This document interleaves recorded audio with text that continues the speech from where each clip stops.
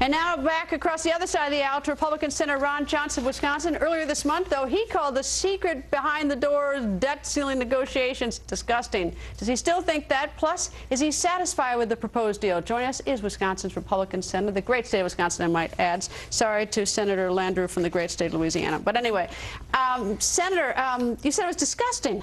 It was. Is it still? Sure. I mean, Greta, even right now we're talking about supposedly a deal that's going to be about $2.4 trillion worth.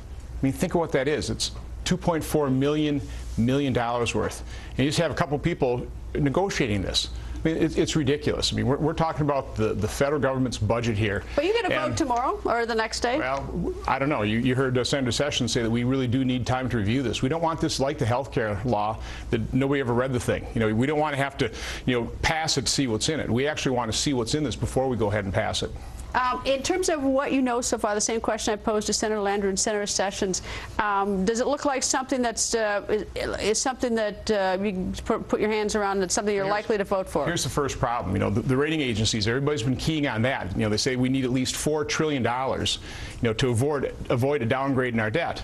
This is only going to be about $2.4 trillion. I hate the rating agencies. They're the ones who got us into this mess with the way those toxic CDOs that they gave AAA ratings for, and now they got their foot on our throat. Let's put it a different way then. Okay. All right. What is happening right now is we've doubled spending in just the last 10 years. 10 years ago we spent $1.8 trillion. This year we'll spend $3.6 trillion or more. What the president's budget would do after 10 years, increase that from $3.7 to $5.7 trillion. He would spend $46 trillion. And all we're doing in this bill is lowering that by, what, $900 billion? And I'm an accountant. The only way you can really guarantee $900 billion worth of spending cuts is you better make sure that the first year you're cutting about $90 billion. I've seen estimates of maybe $7 billion the first year, maybe $22 billion. What is the control over the fact that we'll actually get $900 billion in that first tranche, and there's no guarantee of $1.2 trillion in the second tranche? I mean, we have got to begin controlling spending in Washington. This is the business as usual. I mean, this is a spending culture in Washington, and it's bankrupting America. So the only reason I came here is to see if I couldn't do something about changing this culture. Is this going to get us at all ahead of the game, or is this in any way appealing? Is there anything sort of good in it as far as Here's another problem. The health care law. The CBO estimated only 3.6 million people would lose their employer coverage and get dumped in the exchanges at a very highly subsidized rate. We've had polling now where 50% of employers will drop coverage.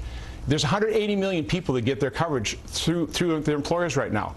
If half of those go in there, that's going to cost $2 trillion over the next 10 years, over to $4 trillion. So the health care law alone could eat up any savings that this bill creates. So from what I understand, I can't see how you're a yes on this. This is totally inadequate. I mean, it's sad. It might be a step in the right direction, but it is not fixing the problem. And again, it's not just about this August 2nd deadline. It's really about the amount of spending, the amount of debt that this country is incurring, and it's really the debt in relationship to the size of our economy. If our economy was $100 trillion large, $14 trillion wouldn't be a problem.